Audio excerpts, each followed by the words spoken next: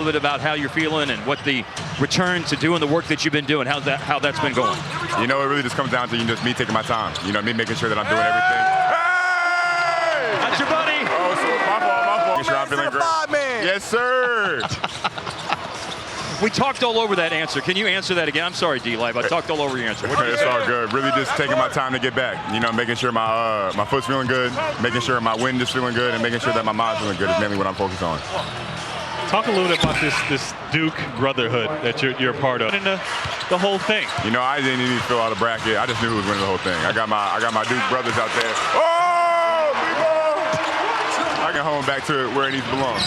I'm just going to say right now, by the way, D-Live, that we want you to be playing, but I'm going to base off the first minute of you being on with the play-by-play in your future, it sounds like. Honestly, I love the enthusiasm. I think it's something I could definitely do in my future. You know, I just feel like it's just talking, you know, just talking basketball and just talking what's on my mind. Just so you know, the times that we had Dirk on the broadcast, he had some legendary moments. So you keep doing your thing, man. It's great. Now, what is it like for you to see your guy Gaff out there? Because y'all have been sitting next to one another and rehabbing together and all this. What's it like seeing him back out there on the floor? You know, just having his energy out here, you know, just seeing his happy emotions. You know, I know he's been waiting to come out here. He's been waiting to hoop again. So it's just good to see him out here, you know, bringing the energy, bringing what Gaff does, and, you know, bringing that rent due.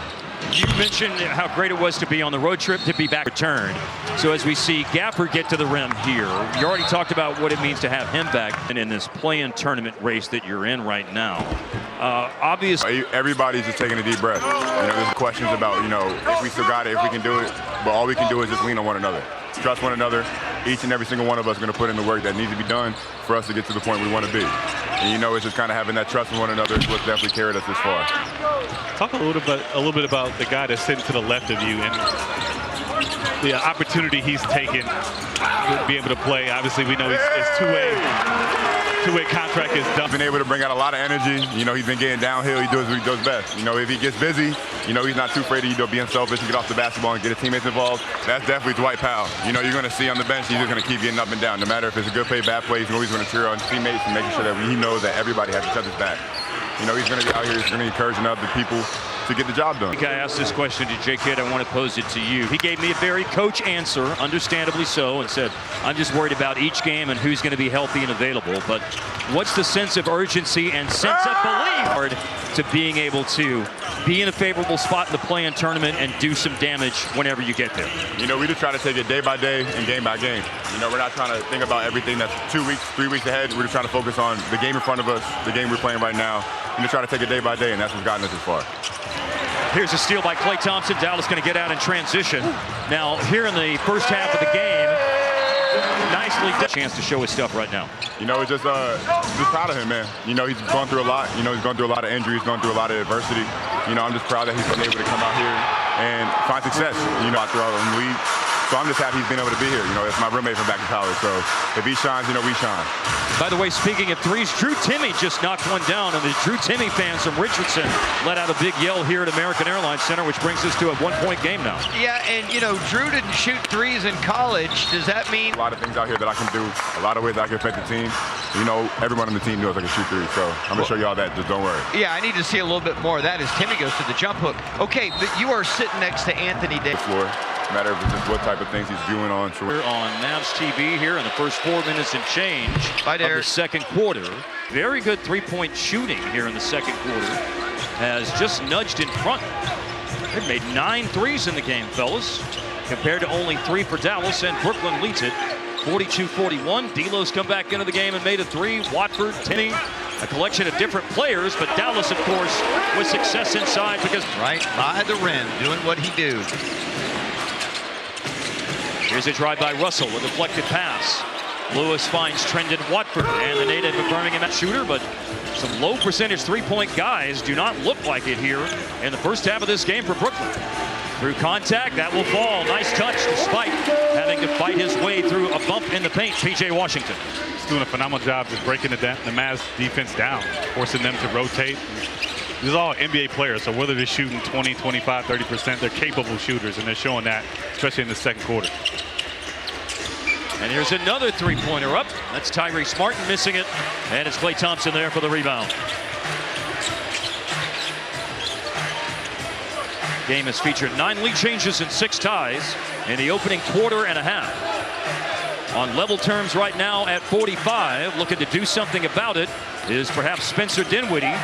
On his attack, though, he's turned aside, so they find Klay Thompson, and time to eat a sandwich. In the second quarter of the game, a personal 9-0 stretch as part of 11 straight Dallas points to put them back in good footing after they'd lost quite a bit of ground in the second quarter. It did, and anytime you can get that kind of run from Klay, sets the table for other guys. You got to pay so much attention to him out there. See another one let loose. That one's short. Great rebound, though. Nearly carom to Kai Jones with a strange bounce off the backboard. Saw those highlights. First one was from, I'd say, the wing. Yeah. And then the free throw line extended and then down deep in the corner. Move his way down. Jalen Wilson through contact from Klay Thompson. Not enough for it to be a foul, and a rebound by Najee Marshall. Yeah, Klay did a good job stopping the drive. Squared up. And then Marshall on the drive. Claxton with the rebound, but the board edge is heavily tilted in favor of the Mavs in this game. Wilson misses. And right now, Dallas has a 22-10 rebounding edge after claiming the defensive board off the missed Wilson 3. Foul points. He's on the bench right now with Dinwiddie on the line. Last 10 games, nearly 18 points per game. Percentage is up near 39. Had 11 of his 14 points on Saturday night in the fourth quarter. Tyrese Martin going for the fancy finish. But Sir Isaac Newton pulls it the wrong way that time. Not enough English on that. Oh, hello. To the cup. Max Christie. Max averaging 11 points in 25 games with Dallas. Mavericks are currently on a 9-love run. Jalen Wilson finds Keon Johnson. Challenge 3 still goes in. That's the first 3 he's made tonight after making 5. A career high for a game. This Nets team is letting it fly from 3.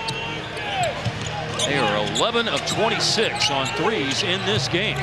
26 of their 37. Percentage is not something they care about. Team shooting threes. Brooklyn may end this streak tonight. We'll get back to that. That was the NBA high 18th defensive 3-second violation on the Brooklyn Nets this season, Kevin. Amazing. It's like you were talking about that last week. Well, we've had some interesting stats come up lately. Scan, there's 12. Through the hands of Kai Jones. Well positioned, though, Max Christie to come away with a loose ball. Marshall puts it down, leaves it short. Back-to-back threes have the Nets on the cusp of retaking the lead. That lead has been swapping hands a lot here in the first half, but it's Zaire Williams with a tough shot going in. See a team getting real confident out there. A wildly unique experience. Max Christie with it. That is definitely one of many ways to characterize it next week. Yep. The matter at hand right now is against a Brooklyn team. I think you hit the nail on the head earlier, Kevin. This is a young team that has nothing to play for, but they certainly have a surfeit of confidence right now because of what's happening in the game. Oh, big block by Anthony Davis. Davis like a way better call. Yeah, that is a take. First, Wendy, Walker, Kessler 1 and 2, and Davis and Gafford, I should say, are 3 and 4. Miles Turner 5. Looking to retake the lead after the freebie tied it. Martin will clear out of the way, so Davis has space to operate in a late clock situation. Last couple of games, as he works his way back into form, they weren't great shooting numbers, but really efficient night for him tonight. But the point for the Brooklyn Nets. Wild, man. What is happening? They're 13 of 28 on threes. Spencer Dinwiddie zigzags through the defense, trying to dig out a rebound. It bounces to Russell. Zaire Williams has Brooklyn's last 8 points, and looking for the giant killer. That goes in, Keon Johnson. If you give a young team confidence early, they will hang around, and they're playing with a ton of confidence right now, shooting the ball. On the other side of the break, but the Mavericks need to do something to cool them off. On the bounce, cradles it like a running back through the lane. Extra pass, Christie, yes sir! Max Leach leads bench scores for Dallas with 7. Mavericks have 20 bench points so far in this game. Their top scorer